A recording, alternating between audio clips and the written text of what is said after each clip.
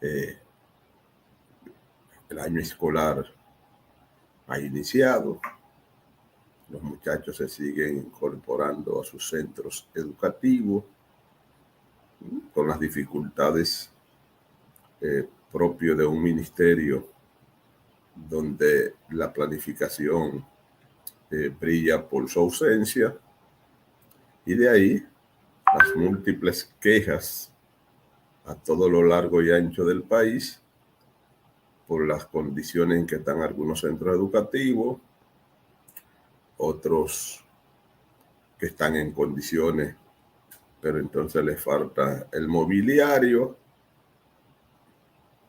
otros les falta espacio, y así sucesivamente, una serie de problemas. Mientras tanto, el ministro y la prensa lo que relata y lo que saca casi en primer plano es la pelea entre el ministro de Educación y los legisladores, con la Comisión de Educación de la Cámara de Diputados. Pienso que es un torpe manejo del ministro, no es si tenga o no razón, pero es un torpe manejo ante los legisladores que ahorita vienen, ¿verdad? Y se la ponen en China, como dicen los muchachos. Ahorita lo interpelan y en la interpelación a este ministro hay muy poca cosa que encontrar, tanto positivo como negativo, porque primero el tiempo que tiene es muy poco en el Ministerio de Educación, un par de meses. Y aparte de eso, lo han, este inicio de él como ministro lo ha tomado con la apertura del año escolar. Entonces, creo que ahí fallaron un hombre que todo el mundo sabe que se ha mostrado como cortés, como que ha tratado a todos los que, especialmente a los sectores que tienen que ver con educación, lo ha tratado bien. Vamos a ver, por ejemplo, vamos a ponerlo, ya que eso es lo que está viral desde el día de ayer.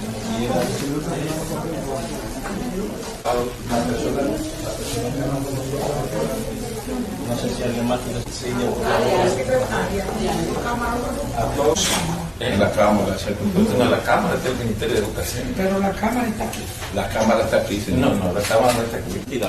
Bueno, porque nosotros tenemos otro protocolo, pero no es una convocatoria de nosotros. No, una convocatoria de nosotros. Ustedes pidieron una cita. Una cita. Y yo se la concedí. Pero usted sabe que somos el primer poder del Estado. Bueno, es un poder independiente igual que este, pero no es un problema de poder. Estamos hablando de poder. No, una visita de cortesía y punto. Tenemos un protocolo. El protocolo es el que yo establezco en mi oficina, cada mía. Bueno, pues está la suya. Muchas gracias. Bien, que le vaya bien. Gracias. Adiós. ¿Qué le pasa? No pasa nada tampoco. ¿Qué pasó? ¿Pero qué pasó? Usted vino con... Pero nosotros tenemos un protocolo de la Cámara. Usted vino al Ministerio de Educación, no un protocolo. El problema es un Ministerio de Educación, como usted diga. Y esta es su oficina, pero no fue. Usted tampoco. Bien. Ahí está la forma en que el ministro se sacudía las manos. Como que no se parece al comportamiento que ha tenido el ministro anterior, el ministro de Educación, en su comportamiento anterior con las demás visitas. Miren, despertando el magisterio y hablan los educadores, ha estado denunciando que el INAVIMA le niega a los docentes jubilados y pensionados, le niega la oportunidad de renunciar al salario de sobrevivencia, a la pensión de sobrevivencia, que es la pensión que se le otorga a los familiares del docente fallecido. Pero esto tiene una serie de condiciones que ya yo lo expliqué. Los hijos menores de 21 años, que tenga a su papá, a su mamá vivo, que tenga que la compañera de vida esté viva también. Entonces, yo vi por ahí un meme que decía que un maestro que tenga 65 años, que se jubila con 65 años, 70 años, ¿qué hijos menores de 21 años va a tener? Era la primera parte.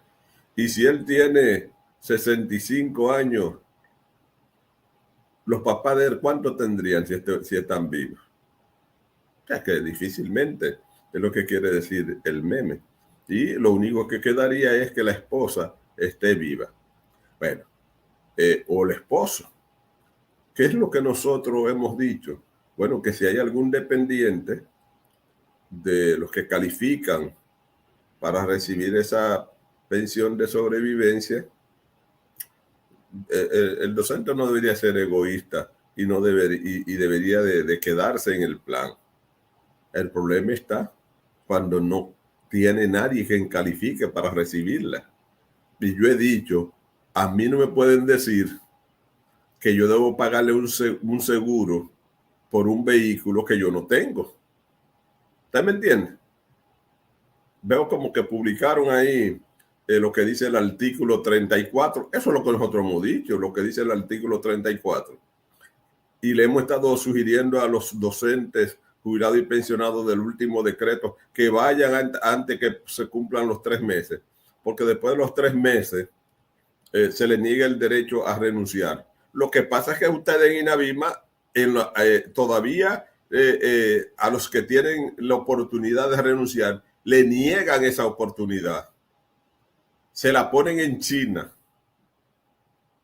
Se la ponen dificultosa. Imagínate que venga un maestro jubilado, pensionado, qué sé yo, de Jimaní, de Higüey, de por allá, de Samaná, jubilado y pensionado, que usted sabe que si está jubilado y pensionado, jubilado o pensionado, ya usted sabe que ya es una persona de entrada en edad y que cuando llegue allá, en vez de darle las facilidades, lo que hagan es que le compliquen la existencia. Ya varios docentes de este decreto han ido a INAVIMA a presentar su renuncia de este salario de sobrevivencia, de la pensión de sobrevivencia, el cual le descuentan el 4% de su salario bruto. El 4% es el más alto descuento que recibe el docente jubilado. Pero no le dan las facilidades. Varios que me han dicho, don Julio, yo fui según usted ha estado orientando, y ellos no me dejaron renunciar. Y es 3 meses después del decreto, de publicado el decreto. Todavía tienen tiempo. Ahora, yo lo que pienso es que la Asociación Dominicana de Profesores, ¿verdad?, debe tomar la rienda de esa situación y enfrentar a INAVIMA, primero en el caso de estos docentes jubilados y pensionados que se presentan a la institución y no le permiten hacer la renuncia. Y segundo, si la ley es un reglamento, ese reglamento hay que modificarlo, porque aún yo quedándome en el plan en ese plan, si en el camino luego el dependiente a que le correspondería desaparece, pero ¿por qué tengo que seguir pagando? Si eso, cuando yo fallezca, entonces no hay nadie que lo pueda reclamar. No me pueden obligar a pagar un seguro por un vehículo que yo no tengo. No me pueden obligar a pagar para recibir un dependiente, uno de nuestros dependientes, el salario de sobrevivencia, si ninguno califican para ellos. Porque los únicos que calificarían son los hijos. Si ya la esposa falleció, porque los papás eso hay que descartarlo.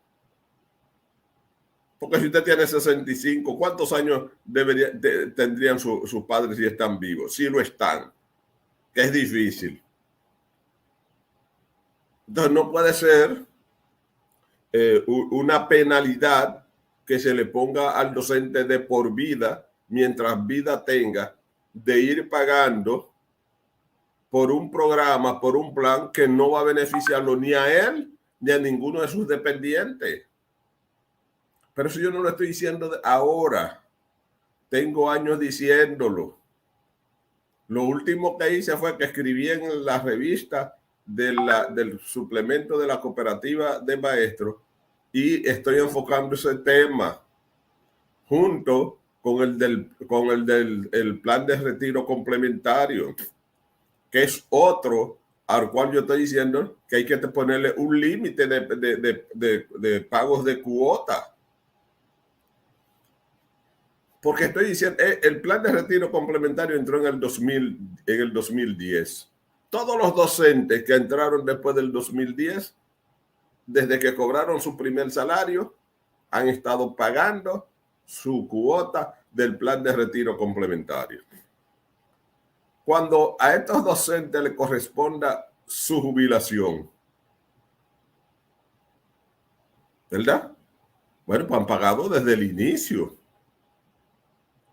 ¿Hasta cuántas cuotas que deben de seguir pagando?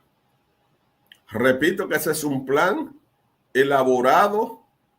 Yo estuve en esa comisión en el 96, 97, en el plan de gobierno del Partido de la Liberación Dominicana, y eso estuvo en el programa de gobierno del PLD desde ese entonces, para el plan de retiro complementario, desde antes de entrar la ley. Estábamos ahí luchando por eso. Pero eso entró en vigencia en el 2010. Entró en vigencia en el 2010, cuando modificaron la ley 451-0, la ley 451-08, que modificó la 6697. Cuando a mí me preguntan los actuales que han recibido el plan de retiro complementario, ¿por qué tienen que seguir pagando? Yo les explico, bueno, porque usted le están entregando un plan de retiro en base a que usted duró 30 años en educación, pero no duró 30 años aportando al plan de retiro complementario, porque a usted le comenzaron a descontar en el 2010. Por lo tanto, si se lo dan en el 2015, 2018, 2020, usted tiene a lo sumo lo que han aportado, los que lo han recibido son 12 años, ¿verdad? Bueno, por ahí se justifica que hay que seguir aportando. Pero, y los que entraron en el 2010, después que promulgaron la ley y se aplicó el primer descuento, cuando los jubilen, ¿tendrán que seguir pagando? Eso es lo que la ley no dice. Entonces, por lo tanto, con tiempo, como hablan los educadores y despertando el magisterio, estamos solicitando de que a eso se le ponga un límite, un stop. Y lo mismo sucede con este salario de sobrevivencia, con la pensión de sobrevivencia. Es justo que un docente le deje garantizado, ¿verdad? Que no deje desamparado a sus dependientes directos cuando éste fallezca. Eso es justo. Ahora, lo que no es justo es que a los que dice ese reglamento que le corresponden ya no califiquen, entonces yo tenga que seguir pagándolo. Eso es sencillo. No me pueden obligar a pagar un seguro cuando no estoy asegurando nada. Y no estoy asegurando nada porque aún teniendo hijos, si tienen más de 21 años de edad, si tienen más de 18, si tienen 21 es porque estén estudiando. O si no tengo un hijo con una discapacidad permanente, entonces no tengo por qué seguir. Ya no le corresponde. Si no tengo esposa o esposo, no tengo a quien dejárselo. Y lo de mi padre y madre, eso es casi impensable. Porque un docente jubilado con 60, 65, 70 años, ¿usted cree que los padres estarán vivos? Los que lo tengan, nos alegramos, pero son pocos. Entonces, la mayoría de los que están pagando ese seguro no tienen a quien dejárselo porque la ley a quien estipula que le corresponde no califica. No es que no tienen que dejárselo porque no quieren, ¿no? Es porque los límites que pone la ley, el reglamento, no se lo permite. Entonces, por lo tanto, ahí hay que resolver con esa parte. Estoy diciendo que eliminemos esa parte. No estoy diciendo. Los dos programas hay que mantenerlo. El plan de retiro complementario y el salario de sobrevivencia son buenos. Pero hay que ponerle límite a uno y al otro hay que aclarar o dejo abierta de que le corresponderá a algún familiar o le devolver. Entonces no devuelven, porque cuando si usted dijera no, porque como no califican a nadie, lo que hace es que se le devuelve a los que están, a los familiares más cercanos que estén vivos. No, te dicen que no, porque eso es un seguro. Y si es un seguro, ¿qué estoy asegurando? Explíquenme a ver si es un seguro, ¿a quién estoy asegurando si no hay ninguno de mis dependientes que califiquen para ello? Eso es lo que está pasando. Mire, hay algunos docentes, algunos maestros que participaron en el concurso, que me han estado solicitando la lista de registros de elegibles. Tengo aquí, voy a ver, he podido conseguir algunas, aquí les voy a presentar estas. Estos son, ¿verdad? Ahí usted se dará cuenta si en alguna regional puede haber registro de elegibles. Mire lo siguiente. Por ejemplo, aquí está por regional, que fue como lo publicó el Ministerio de Educación. Esta es la de directores y ahí está por regional. Como la voy a dejar ahí, la columna de la derecha, de la izquierda, dice admitido, evaluado, aprobado, ¿verdad? Ahí dice, entonces, evaluados, admitidos, aprobados, ¿verdad? Ahí le dice claramente cuántos directores usted puede saber si hay vacante o no en su jurisdicción. Ahí está también para iniciar, que dice, como dice, vacantes, ¿verdad? Y aprobado. Por ejemplo, para poner un ejemplo, regional, maestro del nivel inicial, regional 01 de Barahona, ¿verdad? ¿Cuántas vacantes habían? 48. ¿Cuánto aprobado? 155. Mire, entonces yo debo de decir que allá en Barahona, en la regional 01, ahí hay maestros que están de inicial que están en el registro de elegibles. ¿Por qué hay en el registro de elegibles? Porque eran 47 vacantes, pero aprobaron 155. Cuando usted haga esa resta, quiere decir que ahí hay 108 maestros de inicial que están en el registro de elegibles. Y así sucesivamente. Esto quiere decir, para poner un ejemplo, que en Barahona, si van a contratar docentes, no pueden ser de iniciar hasta que esos 108, ¿verdad?, que están en el registro de elegibles, no sean designados. ¿Por qué razón? Bueno, porque mientras usted está en el registro de elegibles, si se presenta la oportunidad, entonces hay que dársela a usted. Por lo tanto, no se puede ahora hablar, y lo hablo de contratado porque están hablando de que va a haber contratos en algunos distritos y por eso lo estoy poniendo. Mírenlo aquí también, el de algunas áreas. Aquí tengo maestros de secundaria, área de matemática.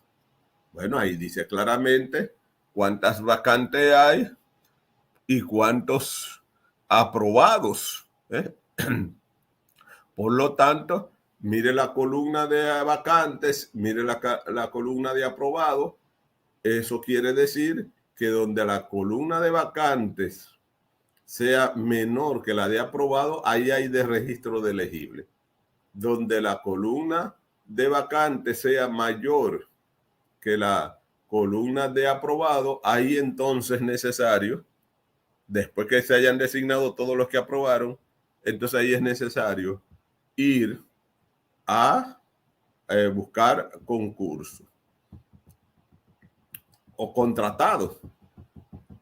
Ya Rubén está ahí. Déjeme, mañana publico las otras que me hacen falta. Déjeme decirle a don